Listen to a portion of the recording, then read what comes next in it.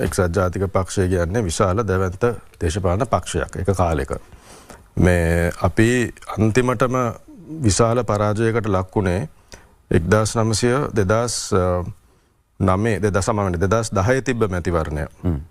2010 තිබ්බ මැතිවරණය අපි 29.3.4ක් ආසන 51ක් ලබා ගත්තා. රාජපක්ෂ මහත්තයා 127ක් ලබා ගත්තා. ඒක තමයි ජයග්‍රහණයෙන් පස්සේ තම ජනප්‍රිය අවස්ථාවද? ඔව්. ඉතින් මෙතන ඇත්ත වශයෙන්ම මේ ප්‍රශ්නයට වෙලා තියෙන ප්‍රධානම ගැටලුව තමයි බෙදීම.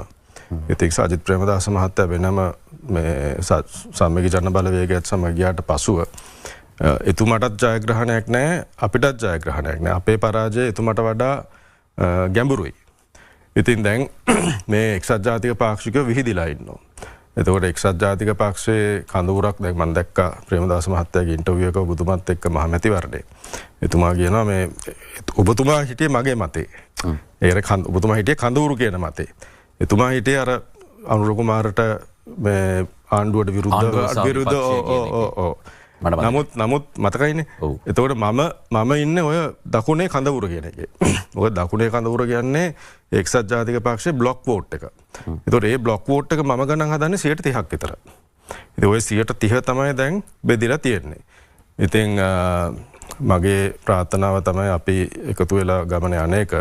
දැන් ඒක වෙන්නේ නැහැ කියලා මේ මැතිවරණය මට පැහැදිලි. නමුත් යම්කිසි අවස්ථාවක අපිට එකතු වෙන්න අවස්ථාව තියෙනවා. ඒක හැම එකතු වෙ යුතුයි.